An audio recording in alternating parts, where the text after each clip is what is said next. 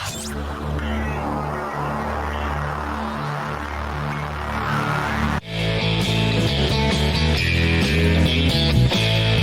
fans, it's time for Flames Unfiltered, your spot for Calgary Flames hockey talk. Flames foil Johnny Gaudreau's return, but not without a steep price as Tanev goes out injured.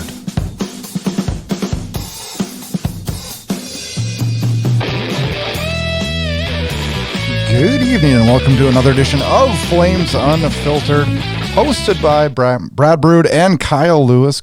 We roll into episode 151. Kyle, how are you doing this evening? Much better than I was a week ago, conspicuous by my absence due to lovely illness that seems to be going around, but we're good to go. How are you? I'm good. I'm kind of a mess right now. I feel like I'm forgetting something here or whatever, but we're rolling. We're good. We're good. Well, lots to discuss, of course. There is a lot this week. Fairly eventful week. It was a fairly eventful week. Hockey Day in Canada Saturday. I thought the game Saturday afternoon was one of the better games, entertainment-wise, I guess, that I've watched this year. Definitely, and I think a lot of people had argued as well that it may have been one of the more complete Flames efforts of the season as well, which that's how I felt watching it anyway. Yeah, I did too. I felt, all in all, when that game was over, I did not feel good when they came back and got ahead of us a little bit. But all in all, a really good performance. And I spent most of that day watching hockey, which was kind of nice, a kind of relaxing day. And I don't know, it was a good day. I got a question for you. I got to confess something. I actually this week felt slightly sorry for Vancouver Canucks fans.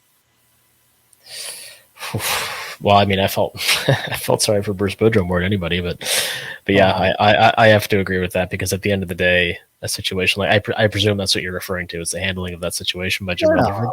I kept putting myself as like, okay, well, if this was the Flames, how would I handle this? Like, how would I feel? And it was frustrating. It was an embarrassing situation. I was very embarrassed by it as a hockey fan. And, even Rutherford's comments after the fact, and he kind of brushed off some of the blame. And it brushed off. Oh, it was so millennial. It was just so like, well, it's not my fault. Wasn't it though? Oh yeah, he should be terminated just for that, because that to me is probably the most unprofessional handling of a sensitive situation I've ever seen. Like if personnel. Peter came out and just said, Peter just came out and said, you know what? When I look back at this, I realize how much I botched this situation. And it's embarrassing for me. It's embarrassing for the organization. I apologize to the fans. I apologize to Gaudreau. I apologize to the organization. This is on me, man. And it's not a good look, and I'm sorry. I'd have been like, okay. Sure. Okay. No, now I'm hopefully he loses his job, quite frankly, and I wouldn't normally say that about anybody, but that's no excuse for that. And he's made a lot of money in a lot of different roles over the years in the NHL as a player on up. And when I watched that press conference, I just kept thinking, like, this is a guy that's got to be put out to pasture. He's done. Yeah, it's not a good look. Not at all. I had to laugh too. I saw a thing today on the internet. The Canucks are paying over $7 million. Yeah, I saw that. Yeah. Yeah, as a fan of a divisional rival, we have to laugh at that and enjoy it. Too bad it doesn't count against the cap, huh? Oh, yeah. Of course, that team's in enough mess as it is. No. I welcome those messes for them. Don't we all? We got a lot to talk about on the show today. We're going to talk about 2 wins. We're going to talk about a Hockey Day in Canada victory over Tampa Bay, and then an overtime victory versus Johnny Hockey and the Columbus Blue Jackets. We'll dive into the highly anticipated return of Johnny Gaudreau and how that went, our thoughts on that. And then we'll give our take on Sutter's comments on Jacob Pelletier and where that whole controversy sits now. And that's been interesting to say the least. Absolutely. We'll touch on the Tanev injury, cap space stuff, Sutter Milestone, and we'll wrap with a preview of the 2 games that lie ahead before the extended super long break. It's time for another edition of Flames Unfiltered.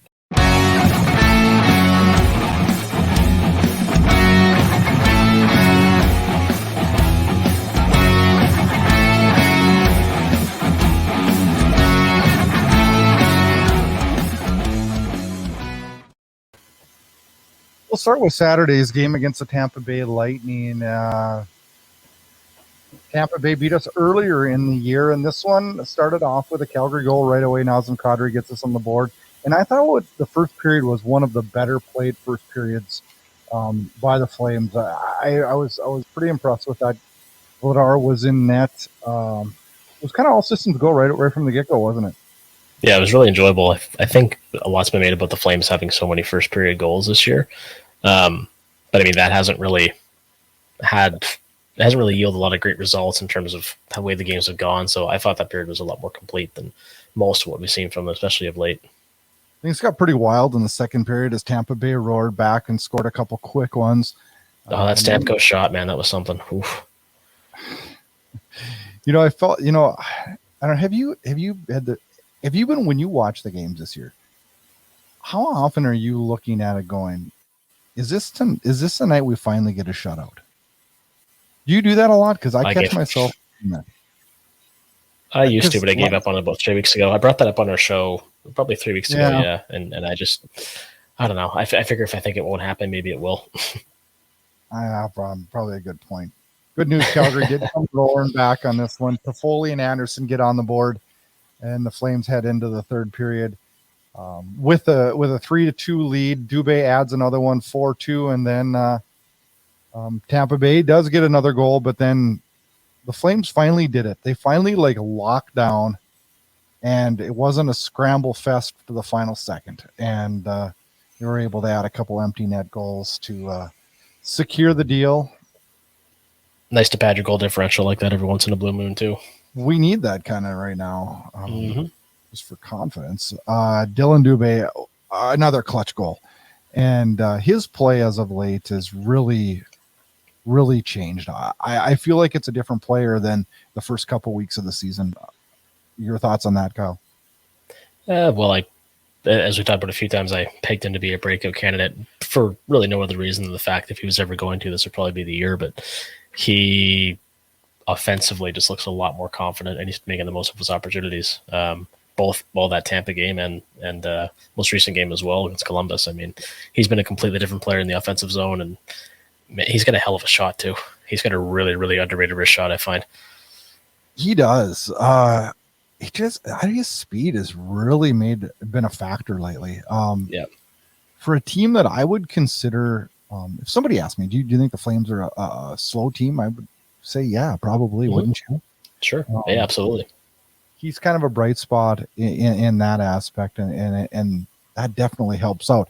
I still don't know if I can sit and look at him and say, yeah, he's a first-line left winger in the National Hockey League, but quite honestly, he's done a pretty damn good job in the role he's in right now.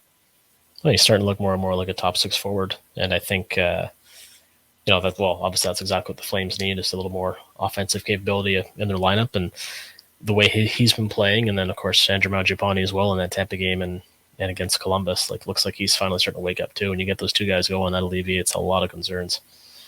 Well, it does. It changes everything, and we get them going, and Kadri's been good lately, and I know Huberdeau's still taking heat, but I feel like he's been fairly decent lately, and Toffoli keeps scoring, and boy, the top six is looking, actually the top nine is looking pretty solid right at the moment.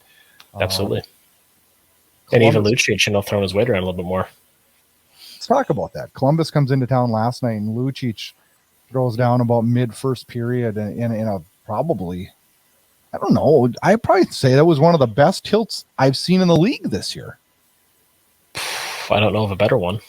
Actually, there's a few in Dennis Gilbert when he was with the team. He had a couple that were quite good. But I mean, for a guy Lucic's size, yeah, that was one of the best ones there for sure.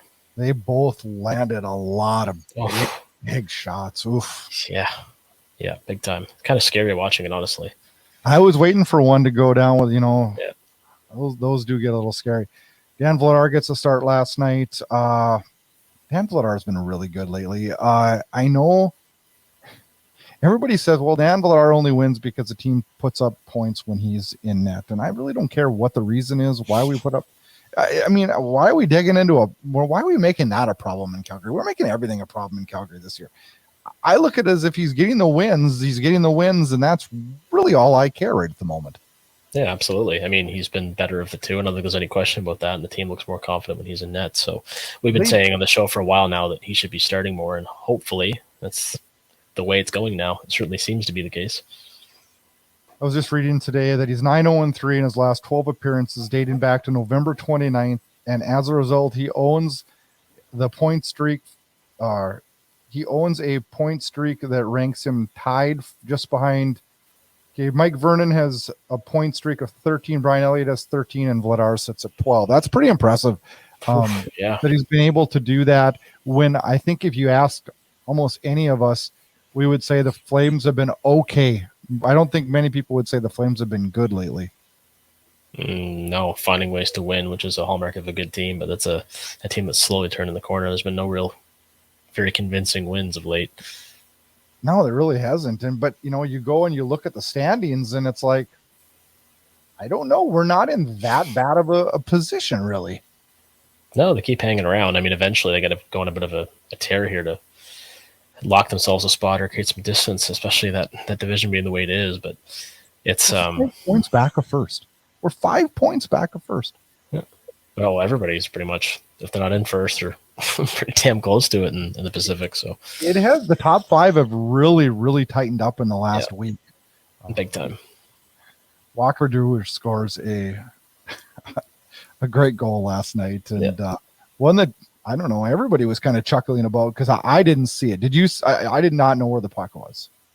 I didn't know initially. Now when I watched it back, I thought it was kind of funny because it's not often a guy shoots a puck that hard, and it's on the ice, right?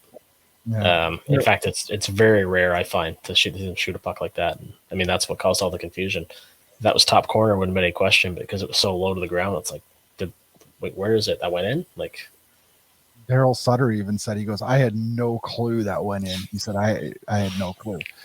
Yeah. Kind of interesting one. Johnny Gaudreau, it's his big return, and I thought I went exactly like I expected, minus I didn't think that he'd get a penalty shot. Well, I don't think anybody predicted that, but I think that his return went exactly the way it should have, which is to say he got a very nice standing O that he absolutely deserves. And then he got booed, which is what that's what you do when LeBron left Cleveland, or whatever example you want to use. I mean, I'm sure he expected that, and I certainly wouldn't say he deserves it, but that is sports, and he handled it very, very well. He said a lot of really nice things. I didn't care for a lot of the mudslinging and all the kind of stuff that went on the internet, where people dragging his family into it and trying to come up with reasons why he left. I mean, the reality is he left. I don't think it matters anymore, does it? I mean, I just kind of looked at it last night was just kind of a turning of the page. I certainly hope so. Was I upset that he left? Hell yeah. I was very upset. It was devastating. Even watching him out there in a Columbus jersey doing all the things he does so well. It's like, man, I miss that. But having him, there's two sides of that though. But having him lead us on to the last minute, I'm always going to call him a traitor. That doesn't mean I didn't cheer for him when he was here, and that doesn't mean I don't think he's a good hockey player. I do. Yeah, I mean the flip side of that is, as we found out more recently, that the Flames had a part in his departure too. Like they didn't put their best foot forward in a lot of the negotiations, from what I understand. So I try to look at it from both sides, but I think at the end of the day, the way that return went is exactly how it should have gone, and I don't think he would tell you any different. The thing is, I can't imagine he's happy in Columbus. Well, Columbus is a beautiful city, so on a personal level, I suspect he's happy. Professionally, I don't think he could have imagined that a team that should have had Zach Werenski for the year, him playing with Laine, and Jack Ross looked some other good players there. It certainly shouldn't be as bad as it has been, but that's the way it's gone. I thought the Calgary fans handled it pretty good. Lots of signs, booed during warmups, booed during the game. I thought it was hilarious that Columbus's players booed him during the morning skate. Yeah, I thought that was hilarious. I have a feeling Erica Branson might have led that. I saw one sign that was pretty hilarious. It said, "Hey Johnny, Meredith wants you home by 10." I thought that was hilarious. Oh, Frank. I think I thought it was well done. I think the fans handled it completely appropriate. I do. I thought it was handled pretty well. More anticipation on this one, I guess, than probably the Tkachuk one, but I don't know. I mean, Tkachuk was probably more blatant than Johnny Gaudreau. He just flat out said he didn't want to play here. Yeah. They probably should be more mad at him, I guess. But Well, in a way, yeah. But I mean, Johnny Gaudreau was the as good as Tkachuk was, and as agitating as he was, kind of player you want to have. Gaudreau was an absolute superstar, most if not all of his time in Calgary. So that always makes it sting a little bit more, I find. I thought, one of the things too, I thought he handled the media really good yesterday, and he wasn't awkward like he used to kind of be when he was in Calgary, and he looked older, didn't he? I don't know why you'd say that. I don't mean like old, but he just looked more mature and maybe more of a leadership role. Yeah, he's a dad now. That does change you, believe me. I'll have to take your word. That does change. Yeah. Penalty shot I thought was hilarious and fitting as could be. Mm-hmm. I would have thought, it would have been kind of nicer to see like a big save out of it, but I'm sure there was some nerves on his side, and it's amazing that happened at all. So it is kind of a funny little aside. I just thought, oh man, you couldn't script this any other way. It was fitting. It was fitting.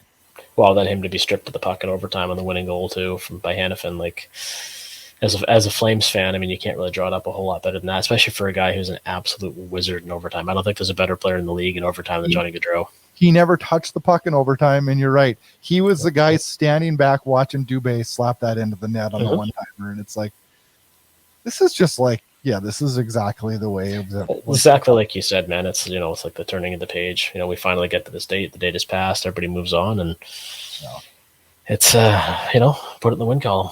And I'm happy to get it behind us, to be honest with you. I wish it would have taken so long. And not to overshadow, I thought Johnny Gaudreau was really good last night. 2 beautiful passes that led to goals, and he had a tip that clanked off the post in the third period that could have tied the game up, and could have actually sent Columbus ahead. So all in all, really a good performance from Johnny Gaudreau in his reunion. The Dubé goal was clutch though last night. That guy is coming through lately big time. Majapani had a really good game last night. 3 points, yep. Minus the line A goal, I thought Vladar was fine. I can't say he was great last night, but I thought he was fine. Well, I thought he was fine too, but I'm still concerned. I think he should get the next start, but I'm a little worried that they're going to go back to Markstrom just because he was merely fine or okay in this game.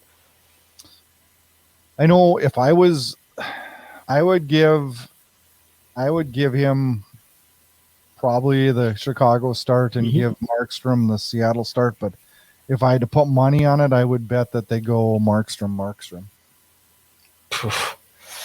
I don't know. I'd go Vladar against Seattle because Seattle's a really strong team and Vladar's been the better goaltender. I might give Markstrom Chicago just because it should be a good confidence building game for him, but who knows? Yeah, well, it wasn't last time. No. I don't know. Should be. It should be. You're right. It really, really should be. Yeah. So the other thing that was a little bit concerning, obviously, last night that we should talk a bit about, Chris Tanev. Yeah. So that I have not heard an update today. All I've heard that he was being evaluated. That is the latest update that I've heard. Yeah, I think the Flames are off today as well, so there'll be no update until tomorrow to see if he practices or not. Now, there's some speculation that it's concussion related. Others speculating it's a shoulder injury. I would lean more towards shoulder, but he's had issues with both. I'll pull up the team media site here and see if they were off today. I think they were. Yeah. So, in any case, they had the poker tournament today. Okay. In any case, if he misses any length of time at all, that's a huge hole to fill. I don't think there's any argument to be made otherwise that he is the team's most important defenseman. Why? And I couldn't agree more. That I know it's going to probably be. He's probably the one guy that if we all had to pick one guy not to get injured this year, it would have probably been Tanev. Why do you think that is such a factor for this team? He's the most consistent player on the blue line. He's the most mistake-free. He's the safest guy to have on the ice in any situation. He makes the guy whoever's playing with better. So you're not just losing Tanev, you're losing whoever he would typically play with. In terms of how good they typically are. So I just think a player like that, he's definitely irreplaceable. And the first person to get the call up in that situation is probably Dennis Gilbert because he did show well when he did play. But hopefully that's not necessary, and Tanev is okay because he's very, very important to this team. Well, I don't know if I want to see Stone and Gilbert together. Yeah, we don't for sure. I don't know. Do you have to? I mean, let's worst case scenario this, and Tanev's out for the season. And I hate to. I'm not trying to be Debbie Downer, but like to me, it looked scary in that aspect. You know, I don't know if that happens, or are we all of a sudden in search of a? And I think we were before this happens, but all of a sudden are we in search of a top 4 defenseman?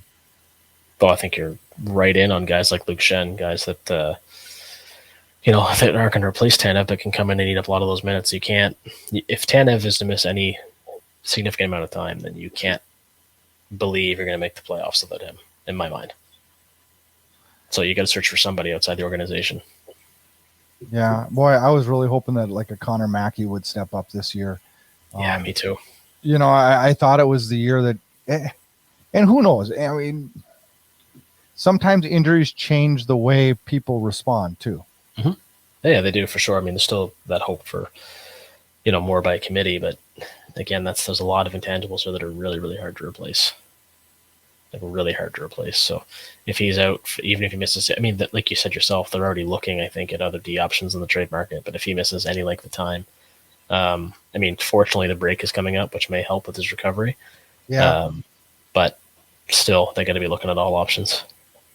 And I'm worried about cap space too. Like, how much can they go get right now? What do they have today? They have $2 million. Little over $2 million in cap space available to them, and boy, I don't know. It could be a situation like 2015 when Giordano got hurt and they went after Dave Slumko. Turned out to be a great fit. There's always diamonds in the rough. Really, really good, didn't it? Yeah, always diamonds in the rough. So it's worth you should always look around everywhere for whatever help you can get. It's going to be an interesting trade deadline. I saw a little fact there. 12 NHL teams have no cap space. 17 have players on LTIR, and 27 teams have less than $3 million. Man, that's wild. It's going to be crazy. I don't know how that all fits in. I don't know how a lot of moves are going to be made.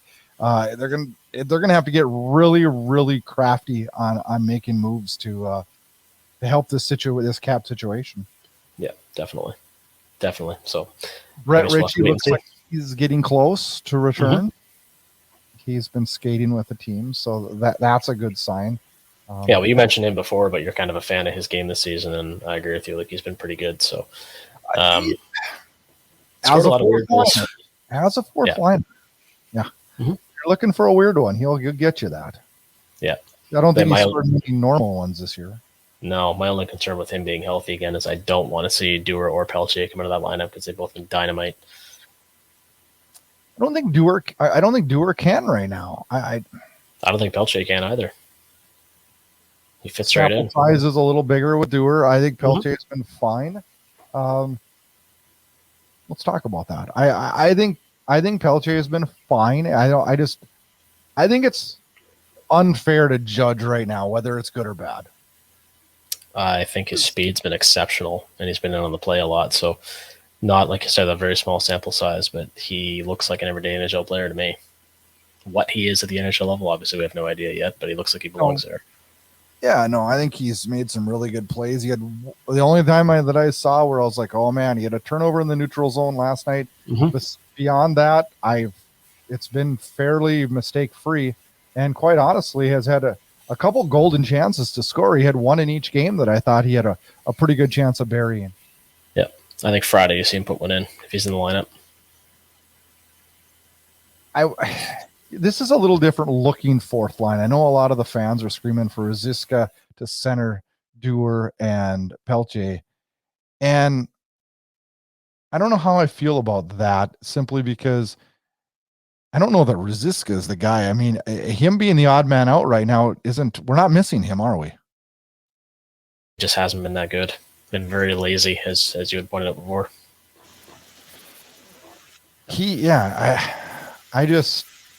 I don't know. We're not missing anything without him in the lineup.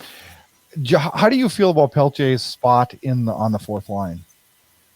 Logical starting point. I mean, I think it's good to play alongside a veteran like Lewis and kind of learn from him.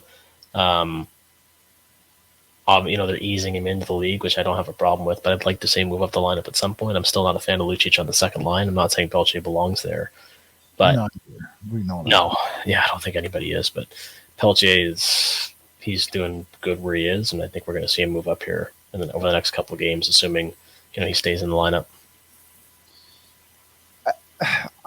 I would like to see him get a shot up there, whether it be the Chicago game or the Seattle game. I don't think that's going to happen, and maybe it's not the time. I mean, he's literally had played a little over 5 minutes in the Tampa Bay game, and I didn't look like I did the stats. A little bit over 7 last night, 7:42, I believe. And I thought he looked really good last night, and that's a good sign. Now, I still don't want to. I don't think it'd be fair for us to ever judge any player on a total of 13 minutes in the league. Oh, God, no. But there's been no glaring mistakes. You mentioned a giveaway last night, of course, but otherwise been very, very good. And for the small sample size we've seen, so I'm not really too keen to say a lot about him, other than the fact I think he's fitting in just fine, and hopefully we see more of him. Let's talk a little bit about the post-game press conference after Pelletier's first game. And Darryl Sutter, everybody heard it. We don't need to go through that and reiterate what he said, but he asked what number he is and just read off his stat. Now,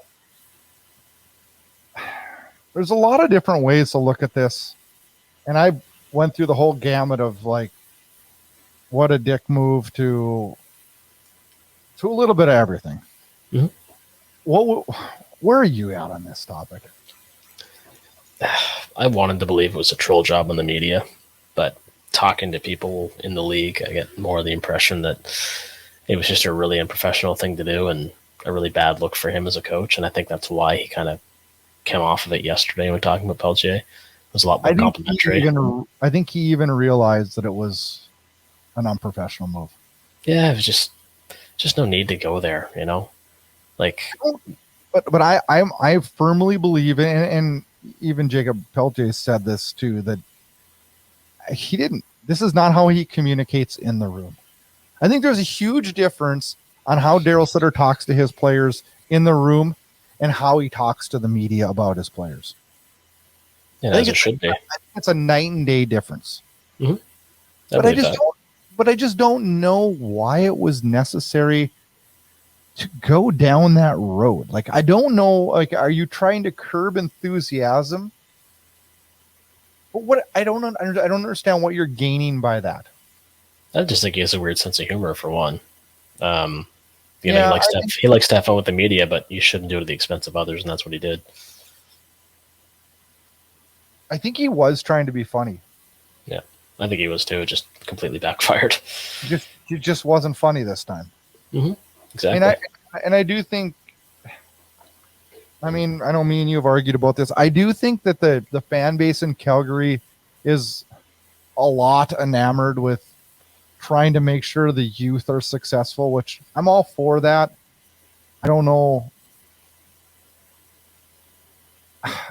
The reason I'm for it mostly is because in today's day and age, I believe with the salary cap the way it's set, you have to have a few young players making $700,000 that are impactful players on your team for your team to be successful within the cap constraints. Now, we keep trying to shove, the Trevor Lewis's, and I'm not knocking Trevor Lewis. I'm using him as an example. Richie's another example. We went through 3 or 4 in the previous seasons. I think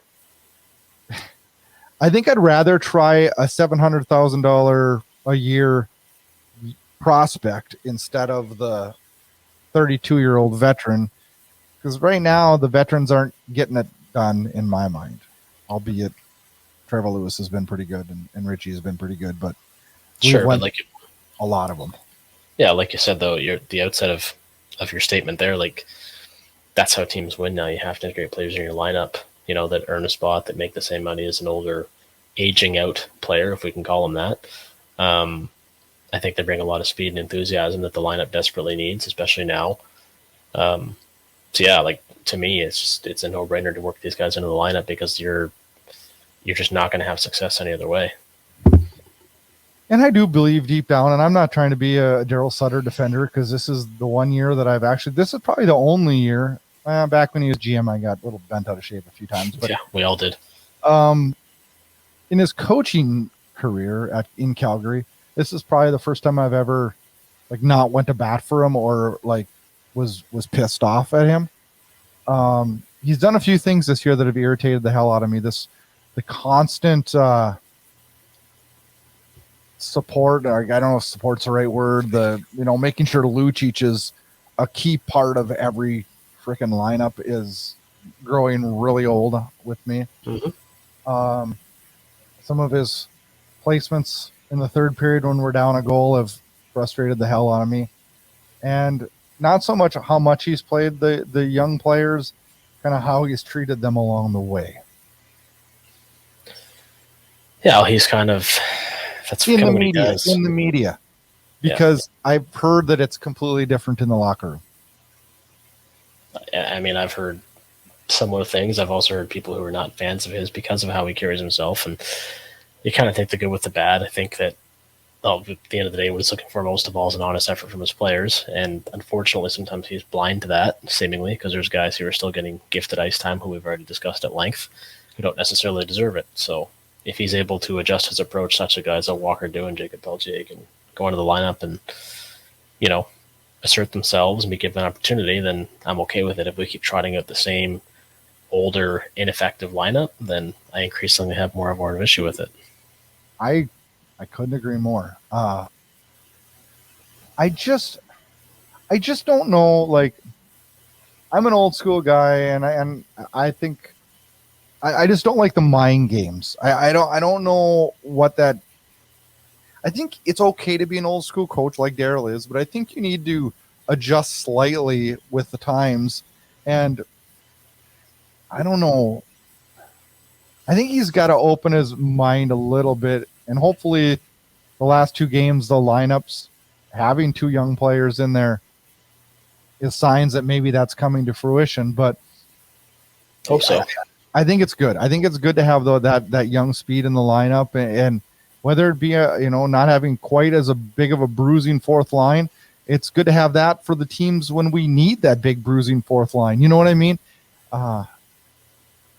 I find it interesting to see how this progresses over the next, from here to deadline, I guess, and how it would change if we brought in a winger. Well, that's exactly it, right? Are we witnessing some progressive changes that make the team better, or is it just kind of tweaks because what you're doing isn't working? He's going to go back to his old ways. It'll be another 10 games where we have a real firm answer on that, I think. I think you're right. And I think if we can put a little run together here, it would make it a hell of a lot harder to go back to the old. Well, 2-0 with the young guys in the lineup with the two of them, so it's not significant, but it's not insignificant either. Walker Dewar has got a little bit longer run here now, probably more than anybody as far as prospect-wise. Mm-hmm. I really like what he brings on a night-to-night basis. He's a fast skater. He's physical, and we've seen he can put the puck in the net too. He's been favorably compared to Gardner Hathaway a few times, but I think he might actually have a bit more of a scoring touch than Hathaway did here. So he brings you a little bit of everything, and if he can keep doing that, I mean, why wouldn't you dress him? He's going to be the guy that I think that they're going to have the hardest time not sitting. Absolutely. I think so far. I hate to say this, if Richie comes and he's ready to go, then I think Pelletier comes out of the lineup. Although I wish that Lucic would come out of the lineup and he'd slide into that position, but I don't think that's going to happen. No. I don't know how you look at Walker Dewar right now and say you're not playing tonight. I don't know how you do that. You don't. He's earned his spot and he keeps it until he doesn't, in my mind. Yeah. Trevor Lewis gets heat, and I don't have a problem with Trevor Lewis's game ever. Like, does he ever make you mad out there? He doesn't make me mad. No, he's a Lewis. Why would he make me mad? But no, he doesn't. I mean, I don't see him commit any egregious errors. I see him miss chances and but I don't ever look for him to be the guy that puts one in the net. I just look for him. No, he's a cheap, reliable forward. He is what he is. Yeah. People love to dump on guys like that, and it just doesn't interest me. It's like, you know what? He plays his role exactly as expected. You just live with it. He's a good guy to have in your dressing room and in the lineup most nights. And I mean, there's times he should probably sit too, based on where he's at on his odometer. But there's no glaring issues like we talked about with some of the other guys. Darryl Sutter did take a franchise history. He's the winningest coach for the Calgary Flames. He took over Badger Bob Johnson. Sutter has 194 wins. I don't know. It's the first time we've ever had a coach. It's the first time we've seen Sutter get heat in the Flames community.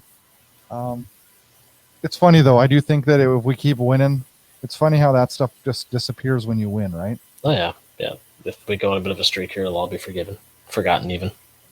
Yeah. But it's not surprising that he's the winningest coach when you think about it. I mean, he led a couple of really good regular season teams. And then last year alone, I mean, that's a hell of a lot of wins in a single season, right? Was it 52 or something? And we've had a coaching carousel in Calgary. Oh man, we'll make a drinking game out of that some night. There's been a lot of them. Even in just look at the last 10 years, how many you can name the names right now, like Mike Keenan, Al Arbor, Don Hay, Greg Gilbert. I could go on for hours. Oh, it's Glenn Gulletson and Jim Playfair. Yep. Bob Hartley. Mm-hmm. Jeff Ward. We loved him, didn't we? Yeah, we loved him. Let's not go there. Try to keep our show positive, Brad. Come on. Now? Where's he at now? I don't know. I'll see if I can find out, though. That's a great question. I don't know. I've referenced him a ton this year when Sutter's had dumb lines out there, but he's assistant with Anaheim. I did know that. Oh, perfect. Yeah. Right down there, just doing well with the Ducks. Moving on. Let's move on here to some game previews.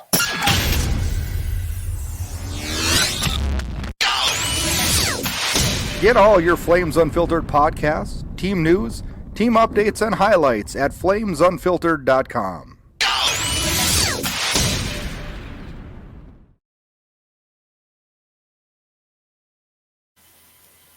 Flames back in action Thursday night when the Blackhawks come to town. Second of 3 meetings. Chicago, lowly Chicago beats the Flames on January 8th, 4-3 in overtime, and we only get a point out of that one. And these are the games that scare the crap out of me, Kyle, just like last night, where it's like these are teams that we have to get points from.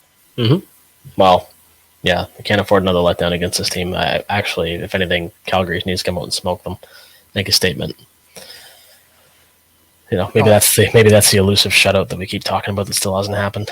Oh, I'm probably gonna faint if they do that this year. Calgary Chicago, currently dead ass last in the Central with 32 points.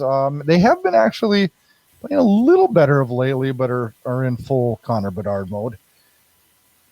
Back to back before the break. Flames head to Seattle on Friday night, second night of a back-to-back, and then we go into the long 9-day All-Star / CBA break. I hate that. I hate it so much. I hate it so much. Dumb. Yeah. I can't even imagine that the players like it. Well, was it last year that we went on an absolute tear after the break? Right after the break, we did. Well, we had a COVID break last year. That's what it was, the COVID break, right? And we came back right because last year was going to be the Olympic break, and then that got nixed. And then we had a COVID break instead. And right after the COVID break, we went into the COVID break junk and came out like a whole new team. So I don't know. I think these last 2 games heading into that break are critical. I think these are super, super important games. You need all 4 points, especially against Seattle and especially against Chicago, where they're such a bottom-feeding team. So you got to take the 4 points for sure. Seattle currently sits second in the Pacific, 59 points. The Flames only 4. It seems like we should be a mile back. Flames are 4 back. Seattle has played 2 less games, so they have us in that aspect. And this is the third and final meeting of the teams. Seattle beat Calgary in Calgary. 5-4, and Calgary handed the Kraken a 3-2 loss on December 28th in Seattle. This is one of the, you got to circle on the schedule and hope. And these always scare me. It's always like the game before Christmas break scares me. And then now the game before this CBA break, just because our players going to be checked out. I can't see it.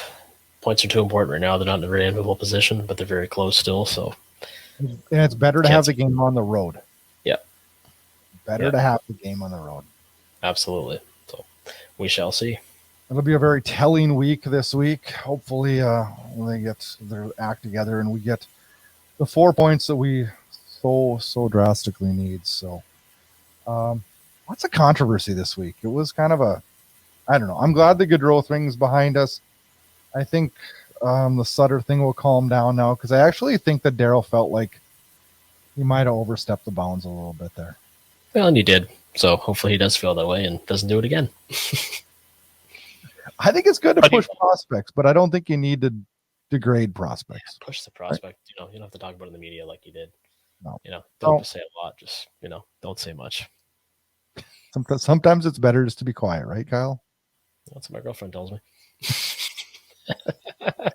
Oh, man. Kyle and I are back again next week, hopefully with less technical difficulties.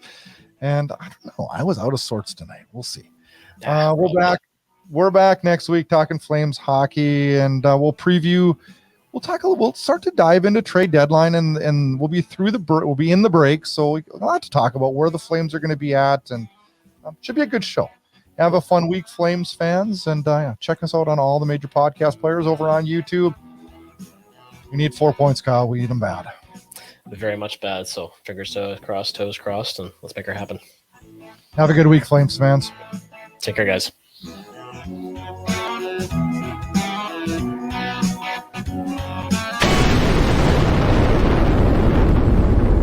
Get connected. Flames Unfiltered can be found on Twitter at Flame Unfiltered. Check out the Facebook page at Flames Unfiltered. Host Brad Burud is on Twitter at Brad Burud, and host Kyle Lewis is on Twitter at VanLewis14. Like what you hear? Rate, review, and subscribe on Apple Podcasts. Flames Unfiltered can be found on all the major podcast players. Want to watch the show? You got it. Check out Inside Edge Hockey Media Group for every show. Subscribe while you watch. Thanks for listening, watching, and interacting. Enjoy the hockey action. We come! Play on! Yeah, baby! Play on! Yeah, baby! Thanks for tuning in to Flames Unfiltered. Check back for more action-packed Calgary Flames talk.